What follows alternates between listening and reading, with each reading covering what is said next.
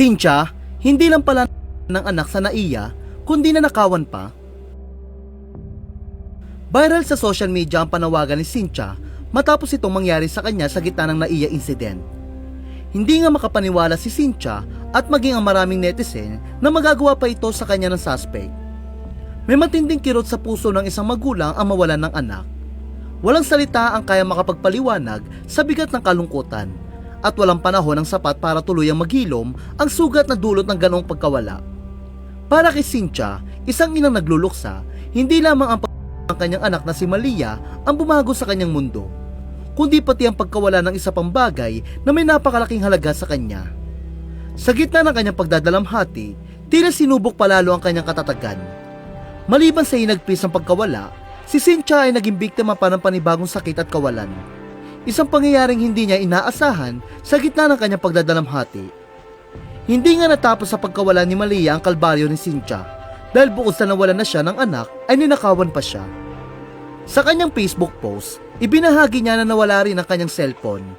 Ang nasabing cellphone ay napakahalaga umano dahil laman nito ang mga larawan at video ni Malia.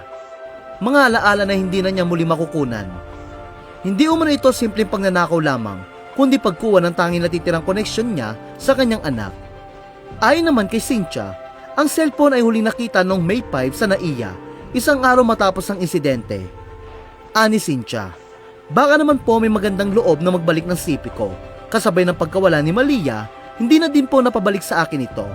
Andyan po lahat ng memories namin ng anak ko. May 4 po nangyari yung malagim na aksidente sa pamilya namin at pagkawala ng kaisa-isa naming anak. May 5 ng gabi na sa Naiya pa yung phone ko hanggang sa hindi na siya matrace. Samantala, bumuhos naman ang simpatya para kay Cynthia. Ayon pa sa maraming netizen, hindi na nakonsensya kung sino man ang kumuha na sa cellphone ni Cynthia. Saad ng isang netizen, saklap, dami mong ang pinagdaanan, ninakawan ka pa. Kung balak talaga isauli na nakakuha, dapat noon pa, medyo matagal na nag-reach out na dapat yun. Ayon naman sa ilang netizen, ay malabo nang maibalik kay Cynthia ang kanyang cellphone. At sa tagal na nangyari ang insidente, ay baka naibenta na raw ito ng kumuha. Dahil kung may konsensya pa ito, ay dapat ibinalik na agad ito ang cellphone ni Cynthia.